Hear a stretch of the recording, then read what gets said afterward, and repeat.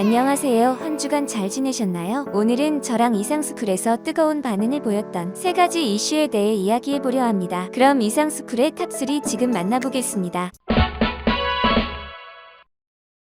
현재 아시아의 1위 국가가 일본에서 한국으로 넘어간 듯한 모습을 보이고 있습니다. 미국 등 다른 선진국들이 매번 일본이 아닌 한국과의 협력을 원하는 모습이 나오고 있는데요. 이러한 현실에 위기감을 느낀 일본이 급기야 넷플릭스 드라마 오징어 게임 속 게임들이 모두 일본에서 유래된 것이라고 주장해 논란이 일고 있습니다. 극 중 등장하는 게임들 대부분이 일제강점기 때 한국으로 전파된 놀이라는 것입니다. 29일 니케이의 서울지국장인 스즈키 쇼타로는 오징어 게임이 보여주는 일본의 잔영이라는 칼럼을 통해 한국 어린이들이 즐기는 전통 놀이의 뿌리가 일제강점기라고 강조했습니다. 스즈키 국장은 오징어 게임을 보고 향수를 느낀 사람도 있을 것이라며 그것은 드라마 속 게임 대부분이 일본에서 유래했기 때문이라고 밝혔습니다. 대표 사례로 무궁화 꽃이 피었습니다를 들었는데요. 스즈키 국장은 이 놀이가 일본의 달마상이 넘어졌다와 가사만 다르고 규칙과 선율이 같다고 주장했습니다. 그는 한국의 이명수 연기양토박물관장의 발언을 인용해 자신의 주장을 뒷받침했습니다. 임 관장은 일제강점기 때 아이들이 일본어로 달마상이 넘어졌다는 놀이를 따라하는 것을 본 독립운동가가 같은 선율로 바꿔 무궁화 꽃이 피었습니다로 변형돼 퍼진 것이라고 말했습니다. 이 밖에도 드라마에 등장하는 딱지치기, 구슬치기, 달고 납뽑기 등이 모두 일본인에게 익숙한 놀이라고 지적했습니다. 심지어 드라마 제목인 오징어 게임 역시 일본이 원조라고 주장하고 있습니다. 스즈키 국장은 칼럼에서 오징어 게임은 바닥에 S자를 그리며 서로의 진지를 공격하는 놀이로 일본이 뿌리라는 설이 있다고 설명했습니다. 스즈키 지국장은 또 한국어와 일본어 간 유사성, 중국에서 한반도를 거쳐 도래한 문화가 일본에 정착된 사례 등도 언급하면서 한국과 일본, 중국은 오랜 역사를 통해 서로 영향을 받고 있다고 언급했습니다. 그는 드라마와 같은 잔인한 놀이는 싫지만 세계 어느 거리에서 달마시가 넘어졌다를 듣게 된다면 이 역시 오늘날의 문화 전파일 것이라고 설명했습니다. 정말 언제까지 남의 것을 자신의 것이라 우기며 살아갈 것인지 놀라울 따름입니다. 한편 현재 세계의 눈은 모두 G20과 COP26에 쏠려 있습니다. 구독과 좋아요 한 번씩 부탁드립니다. G20 정상들은 지구의 평균 기온 상승폭을 1.5도 이내로 억제한다는 원칙에 합의했다고 AP통신이 보도했습니다. G20 회원국들은 지구 평균 기온 상승폭이 1.5도 이내로 억제된다면 극심한 폭풍과 홍수, 해수면 상승과 같은 기후변화의 영향이 훨씬 적어질 것이라는 데 공감하고 1.5도 이내로 상승폭을 억제하기로 공동으로 노력하기로 합의했습니다. 한편 조 바이든 대통령은 2일 마지막 기자회견에서도 중국을 직격했습니다. 유럽 순방기간 연일 중국에 대한 견제를 이어온 바이든 대통령은 이날 영국 글래스고에서 열린 COP26 이틀째 회의 직후 가진 기자회견에서 중국과의 갈등에 대한 질문에 중국과 러시아가 참석하지 않은 것은 문제라면서 포문을 열었습니다. 바이든 대통령은 우리는 참석했다. 이를 통해 전 세계의 미국의 역할을 확실히 각인시켰다며 솔직히 말하자면 중국이 참석하지 않은 것은 큰 실수라고 비판했습니다. 이어 중국의 불참을 존중한다. 그러나 그들은 세계에 대한 영향력을 상실한 것이라고 덧붙였습니다. 더불어 탄소 배출국의 상위권인 중국과 러시아, 인도는 합의에 응하지 않아 결국 이번 회의는 실패라는 평가도 많습니다. 한편 이번 회의에서 한일 정상회담 성사 여부도 주목되었는데요. 유엔 기후변화협약 당사국 총회에 참석한 문재인 대통령과 기시다 총리 간의 첫 회담 은 불발됐습니다. 청와대는 2일 글래스고 이벤트센터에서 열린 국제메탄 서약 출범식 등 계기에 문 대통령이 기시다 총리와 조우하는 형태로 짧은 시간이나마 회동할 수도 있다고 기대했으나 결국 무산됐습니다. 반면 기시다 총리는 마치 한국을 의식한 듯 조 바이든 미국 대통령과는 처음으로 만났습니다. 교도통신 등 일본 언론은 바이든 대통령과 기시다 총리가 글래스고에서 만나 단시간 회담을 했다고 보도했습니다. 기시다 총리는 이날 보리스 존슨 영국 총리, 스콧 모리슨 호주 총리, 베트남 총리 등과의 회담도 조율한 것으로 알려졌는데 한국과의 회담만 배제한 것으로 드러났습니다. 기시다 총리가 미국 등 주요 정상과 만나며 국제 외교 무대에 데뷔했음에도 유독 문 대통령과 만남이 불발된 데는 과거사 문제로 냉각된 한일 관계가 반영된 것으로 풀이됩니다. 일제강점기 위안부 및 강제징용 피해자 해법을 두고 한일 정부가 평행선을 달리고 있어 두 정상이 만난다 해도 한일 관계 복원에 물꼬를 트기 어렵다는 것이죠. 일본의 이러한 태도는 이번이 처음이 아닌데요. 2년 전인 2019년 일본 오사카에서 열렸던 G20 정상회의에서도 한일 정상회담은 이뤄지지 않았습니다. 당시 아베 신조 일본 총리가 G20 정상회의를 계기로 하는 정상회담을 미루기로 했으며 이른바 강제징용 보상이 문제가 되었습니다. 결국 일본은 2년이 지난 지금도 변하지 않는 모습을 보이고 있는 것입니다. 양국 간의 관계 회복에는 전혀 관심이 없으며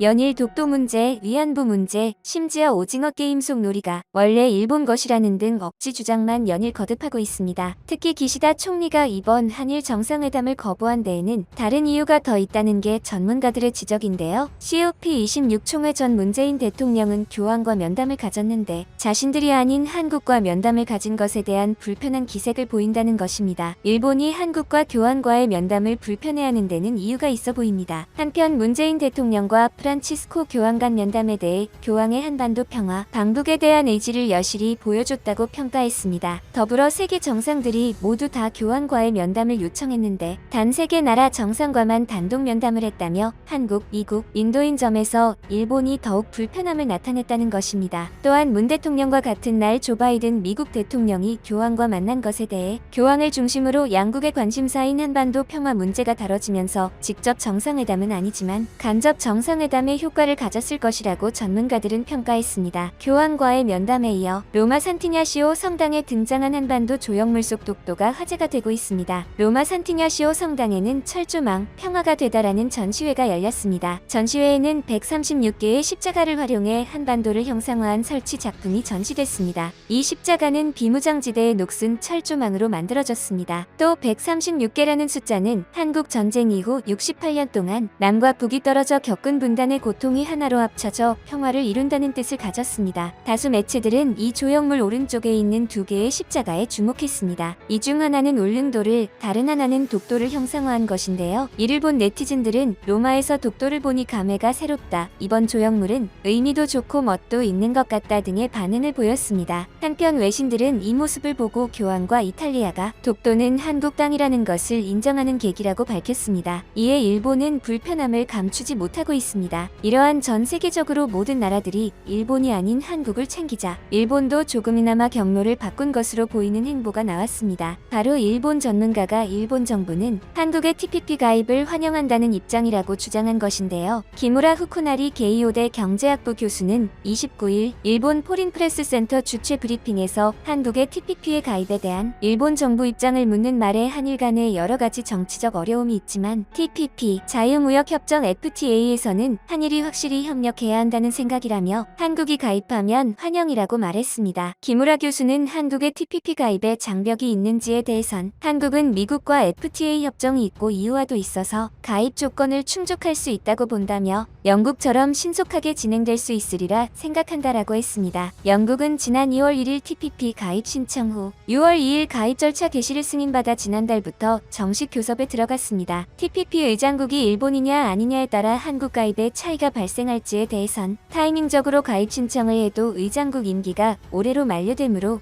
일본이 의장국으로서 교섭을 하지 않고 내년 의장국은 싱가포르나 다른 국가가 하게 된다며 일본이 의장국이냐는 여부는 아무 관계가 없을 것으로 보인다고 말했습니다. 또 신규 회원국의 가입 소요 시간에 대해서는 아주 자세한 부분까지 논의하게 돼 수개월 이상 걸린다며 진행이 빠르면 1년이 걸릴 가능성이 있지만 신규 가입에 예가 아직 없어 말하기 힘들다고 했습니다. 우리 정부는 이르면 다음 달 초 대외경제장관 회의를 열고 TPP 가입 여부를 결정할 예정입니다. 한편 일본은 중의원 선거로 인해 G20 회담에는 참석하지 않았는데요. 주요 선진국들은 일본의 불참에 대해 관심이 없어 보이며 한국과의 협력에 더 집중하는 모습입니다. 앞으로 국제사회에서 한국과 일본의 모습이 어떻게 바뀔지 귀추가 주목되고 있습니다.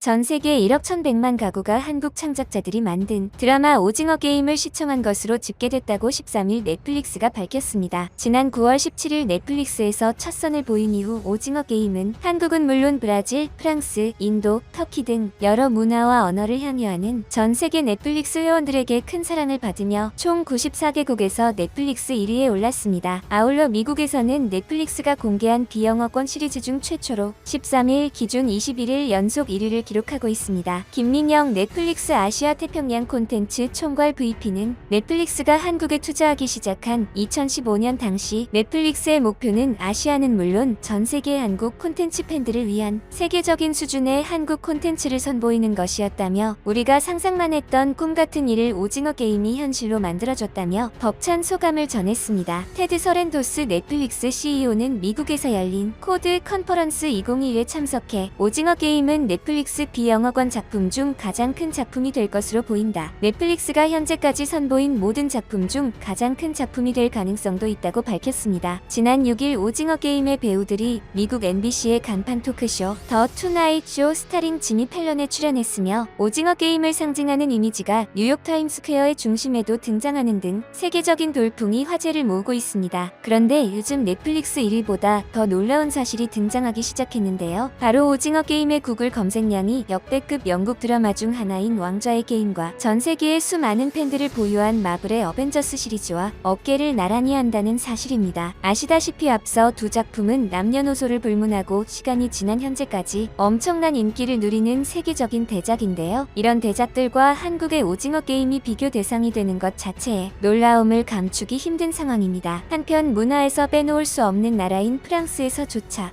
오징어 게임이 엄청난 인기를 끌고 있다는데요. 세계적 브랜드인 샤넬, 루이비통, 에르메스 등 네로라 하는 명품들도 모두 프랑스 브랜드이며 루브르 박물관, 에펠탑 등 전 세계인들이 줄지어 방문하는 관광 명소도 셀 수 없이 많은 나라입니다. 그런 프랑스에서 한국의 오징어 게임의 인기는 가히 충격적인 모습인데요. 심지어 몇 주 전 프랑스 파리에서 깜짝 팝업 스토어가 열렸다고 합니다. 넷플릭스 측에서 인파가 몰릴 것을 우려하여 일부러 늦게 공지를 했음에도 엄청난 사람들이 몰렸다고 하는데요. 기존의 카페를 개조하여 오징어 게임 속 각종 소품으로 장식해놓고 대중들이 무료로 오징어 게임을 체험할 수 있도록 했는데요. 대기 시간이 최장 6시간을 넘어가고 전날부터 차, 텐트 안에서 잠을 자며 줄을 서는 사람들이 있었을 정도로 정말 많은 인파가 몰렸다고 합니다. 소품을 공간적으로 옮겨 놓았을 뿐 아니라 드라마 속 놀이를 무료로 직접 체험하는 코너도 마련했다고 합니다. 한국인들의 어린 시절 추억 속에 있는 달고나가 파리 한복판에서 프랑스인들이 체험한다니 놀라울 따름입니다.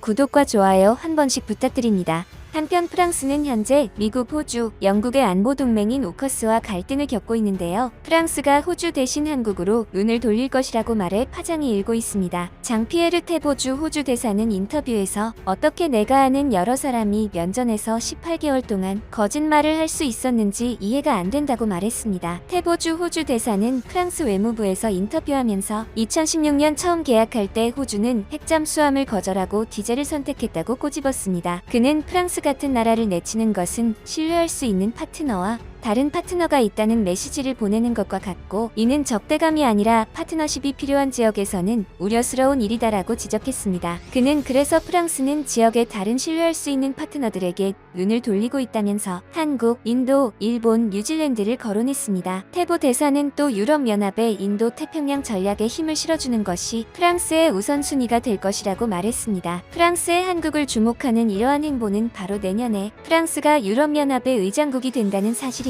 그렇다면 프랑스가 호주에 주려던 모든 혜택을 한국에 몰아줄 수 있는 상황이 된 것입니다. 이 가운데 프랑스 측이 우리나라와 핵폐기물 재처리 기술을 비롯한 국방기술 협력 의향이 있음을 시사해 이목을 끌었습니다. 지난달 필립 르포르 한국 주재 프랑스 대사는 서울 서대문구 주한 프랑스 대사관에서 약 1시간가량 기자 간담회를 열고 호주의 핵잠수함 수주 계약 폐기 문제와 관련한 프랑스 정부의 입장을 표명했습니다. 해당 간담회에는 시릴 뒤퐁 주한 프랑스 대사관 국방무관 도 동석했습니다. 르포르 대사는 프랑스는 당연히 한국과 핵폐기물 재처리 기술 등의 거래 협력을 진정으로 원하고 있다면서 프랑스는 군사기술에서도 핵잠수함과 항공모함, 건조까지 모든 기술을 모두 가지고 있는 나라라고 강조했습니다. 다만 그는 이는 민수용이기에 범위가 다르긴 하다면서 여지를 남기면서도 프랑스는 관련 기술 분야에서 유일무이한 국가라고 재차 피력했습니다. 르포르 대사는 이어서 핵잠수함과 관련한 모든 기술을 갖고 있는 나라는 프랑스와 미국뿐이라고 없다고 설명하며 핵잠수함부터 항공모함까지 미국의 기술은 어느 것도 필요 없다고 말해 자국의 국방 기술력에 대한 자부심을 드러냈습니다. 한편 호주와 프랑스의 핵잠수함 계약 파기에 대해 나발그룹은 현재 프랑스 국방부를 비롯한 여러 국가와 수많은 계약을 체결하고 거래를 진행하고 있기에 재정 및 경제적인 타격이 있는 것은 아니다라며 피해는 원자력 산업과 관련한 영향력을 갖추지 못한 상태인 호주 측에 돌아갈 것이라고 비판했습니다. 그러면서 그는 선택의 자유는 있지만 약속을 준수해야 하는 원칙은 반드시 지켜져야 하며 과거에 체결한 계약을 이행하는 것은 누구에게나 의무적인 것이라고 호주와 미국 측이 신의를 저버렸다고 주장했습니다. 한편 프랑스와 마찬가지로 오커스 출범을 마음에 들어하지 않는 나라가 있죠. 바로 중국입니다. 중국 외교부에 따르면 왕이 중국 외교부장은 전날 카자흐스탄에서 열린 아시아 교류 및 신뢰 구축 회의에서 오커스를 강하게 비난했습니다. 왕 부장은 오커스의 핵잠수함 협력 계획은 핵 확산 위험을 초래하고 새로운 군비 경쟁을 유발해 지역 평화와 안정을 해칠 것이라면서 또 동남아 비핵지대 건설을 파괴하며 냉전적 사고방식으로 돌아가게 하는 등 많은 의외의 요소가 있다고 말했습니다. 왕 부장은 우리는 오커스와 미국의 인도, 태평양 전략의 본질을 인식해야 하며 지역의 평화와 안정을 파괴하는 어떠한 시도도 공동으로 반대해야 한다고 밝혔습니다. 한편 산업통상자원부와 프랑스 경제재정부가 코로나 이후 시대에 대비한 신산업 분야 기술 협력을 계속해 나가기로 했습니다. 이 포럼은 지난 2014년 당시 프랑스 재정경제부 장관이던 마크롱 대통령의 제안으로 시작됐으며 그동안 양국 정부는 자율주행차, 디지털 헬스케어, 디스플레이, 정보기술 융합 등 6대 분야 14개 과제에 315억 원을 지원해 혁신 제품 개발 등의 성과를 내고 있습니다. 포럼에서는 국내 106개 기업과 프랑스 59개 기업, 양국 연구소와 대학 등이 비대면 방식으로 만나 기술 협력 전략을 공유하고 그동안 진행됐던 협력 사업들을 평가했습니다. 현재 프랑스와 더불어 유럽 최강국인 독일의 중고등학교에 해당하는 김나지움에서 한국어를 처음으로 정규 과목을 채택했습니다. 카롤리눔 김나지움에서 지난 4년간 한국어 수업을 맡아온 고영인 교사는 학생들이 한국어를 쉽고 재미있게 습득할 수 있도록 한국 요리나 드라마, K-팝 등을 이용해 수업한다면서 방과 후 수업을 통해 한국어를 처음 접한 뒤 한국학을 전공으로 삼는 학생도 나오고 있다고 말했습니다. 또한 현재 BTS를 시작으로 부는 한류의 힘으로 영국의 옥스퍼드 영어사전에 한류와 치맥 등 한국어에서 유래한 26개 단어를 추가했습니다. 특히 단어만 등재한 게 아닌데요. 홈페이지에 대박으로 시작하는 제목의 관련 글까지 게시했습니다. 옥스퍼드는 이번 결정을 두고 한류 현상에 기인한다고 했습니다. 한국의 문화 콘텐츠에 대한 관심이 한국어에 대한 관심으로 이어졌다는 설명입니다. 봉준호 감독이 말한 1인치 자막의 장벽도 무너지고 있으며 외국에서 한국어를 가르치는 세종학당은 대기자로 넘쳐나며 베트남은 한국어를 제1외국어로 선정했습니다. 이런 현상을 보며 자연스럽게 떠오르는 글이 있는데요. 나는 우리나라가 세계에서 가장 아름다운 나라가 되기를 원한다. 오직 한없이 가지고 싶은 것은 높은 문화의 힘이다. 문화의 힘은 우리 자신을 행복하게 하고 나아가서 남에게도 행복을 주기 때문이다. 바로 백범 김구 선생의 문화 강국론입니다. 끊임없이 발전하는 문화국가가 되어 새로운 문화의 근원과 모범이 되는 대한민국을 응원합니다.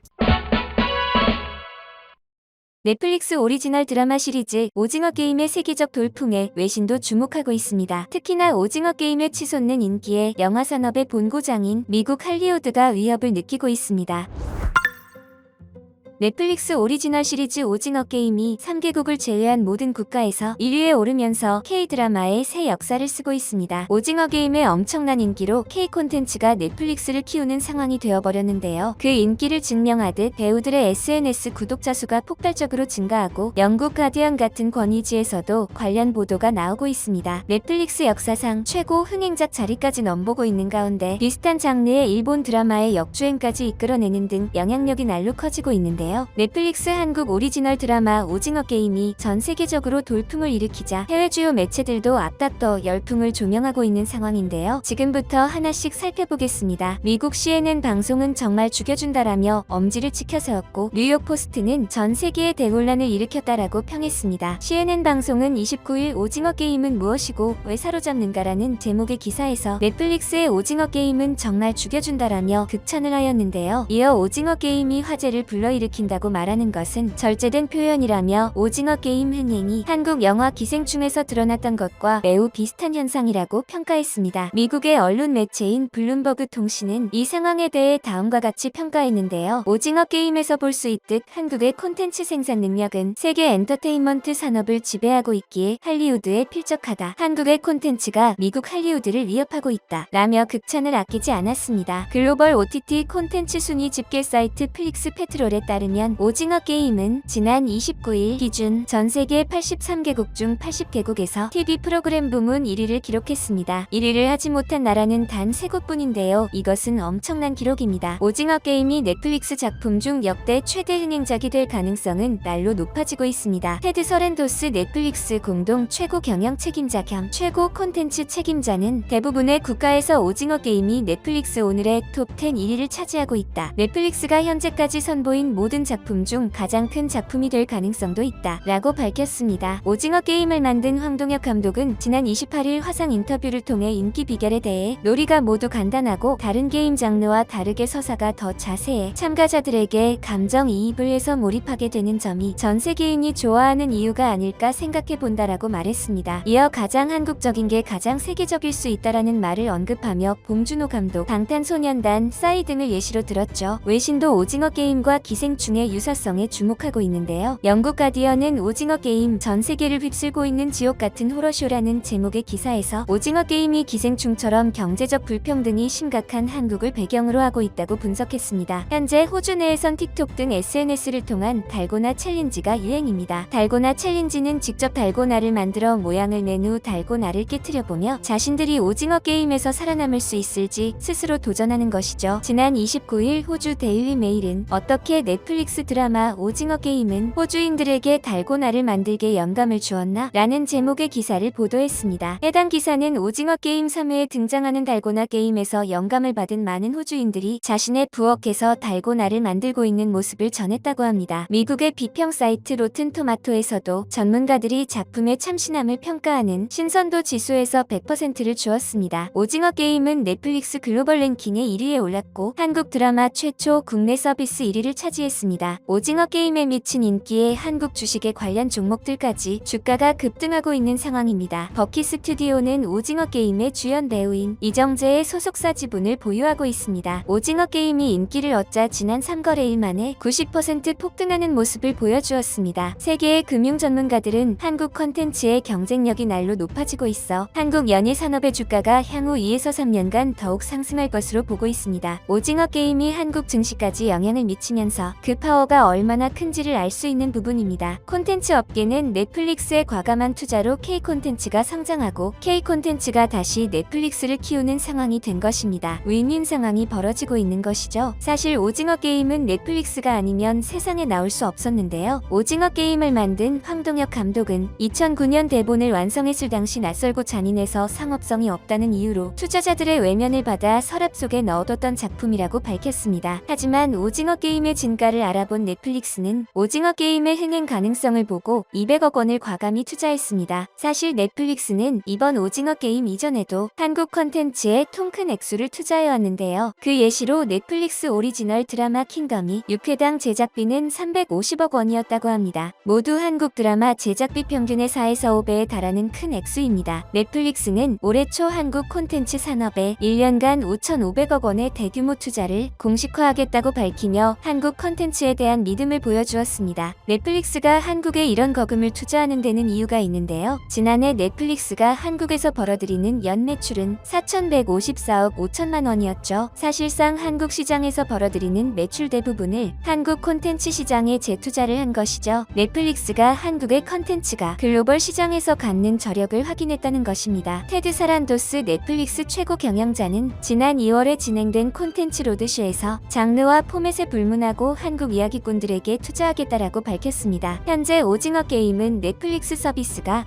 정식으로 제공되지 않는 중국에서까지 돌풍을 일으키고 있는데요. 중국 소셜미디어 웨이보에서 이날 기준 오징어 게임 해시태그의 누적 조회수는 16억 회로 집계됐습니다. 중국 리뷰 사이트 더우반에서도 오징어 게임은 7.7점의 평점을 받으며 인기 순위 1위를 기록하고 있죠. 심지어 오징어 게임이 중국에서 불법 유통으로 몸살을 앓고 있다는 소식까지 전해졌습니다. 중국이 이번엔 굿즈까지 자체 제작해 판매해 논란인데요. 오징어 게임 열풍이 불자 중국 일부 상인들은 456명의 참가자들이 입은 초록색 체육복까지 변형해 굿즈로 판매하며 이득을 취하고 있습니다. 32일 중국 쇼핑 앱 타오바오에서 오징어 게임을 검색하면 달고나 뽑기 키트 판매하는 상점들이 뜨기 시작했습니다. 중국은 넷플릭스가 정식 서비스되는 국가가 아니지만 우회 접속, 불법 다운로드 등을 통해 콘텐츠가 공유되고 있습니다. 한국저작권보호원과 콘텐츠 제작사들이 모니터링 등을 통해 대응에 나서고 있지만 기승하는 불법 사이트를 막기엔 역부족인 실정입니다. 저작권보호원 관계자는 중국 플랫폼에서 오징어 게임을 비롯한 각종 한국 콘텐츠가 유통되고 있다라며 앞선 승리호 킹덤 등 작품도 예외가 아니다라고 말했습니다. 한국은 현재 중국의 이러한 상황 때문에 억울한 실정이지만 중국 정부는 불법 유통을 감시하지 않고 있으며 그대로 방치 중입니다. 한편 중국의 이러한 점을 한국과 미국 정부가 서로 머리를 맞대고 논의하기 시작했습니다. CBS 김현정 뉴스쇼에 출연한 여한구 산자부 통상교섭 본부장은 지재권 보호도 당국의 주요 임무라면서 방미 기간의 해당 부분에 대해서 미국과 논의가 되었다는 발언을 했습니다. 미국은 현재 중국의 대부분 제품이 미국 것이 원조인 상황이고 이는 트럼프의 무역 전쟁의 출발점이 되었습니다. 따라서 한국이 제기하는 넷플릭스 문제는 미국에게도 절대 넘어갈 수 없는 문제인 것입니다. 이제는 한국과 미국이 손을 잡고 중국의 영상 컨텐츠 지재권 문제를 제기해야 하는 상황인 것입니다. 그런데 이러한 문제 제기가 통하지 않을 것만 같았던 중국도 최근 지식재산권 발전 15년 계획을 발표했으며 2035년까지 정비하라고 밝혔습니다. 중국 정부도 이제는 중국의 현실을 개선하고 해외의 수출을 늘리는 방향으로 가닥을 잡은 것이죠. 지금까지는 중국이 지재권 면에서 매우 폐쇄적이었으나 이제 중국도 지재권 수출이 급증하게 되면서 다양한 지재권을 받아들여야만 세계 시장에 진출할 수 있다는 것입니다. 결국 이번 협의가 성공한다면 한국의 컨텐츠 수출은 더욱 날개를 달 수 있다는 것입니다. 한국의 다양한 컨텐츠들이 넷플릭스에서 1위를 기록하지 못했더라면 이번 논의조차 이뤄지지 않았을 것입니다. 그리고 이번 컨텐츠를 계기로 한국이 미국의 힘이 된다는 모습을 다시 한번 상기시켜준 계기도 된 것이죠. 한국이 잘 되면 미국도 잘 되는 효과를 가져온다는 것입니다. 따라서 앞으로 한국 컨텐츠의 영향력으로 시작해 국가 발전으로 이어져야 한다는 의견이 나오고 있습니다. 혹시 주식하시나요? 30초면 내 주식 실력 확인, 마스크 및 커피 쿠폰 전원 증정합니다. 이상스쿨에서 추후 주식 컨텐츠 기획에 데이터 조사 중이니 참여하시고 오른쪽 버튼을 눌러주세요.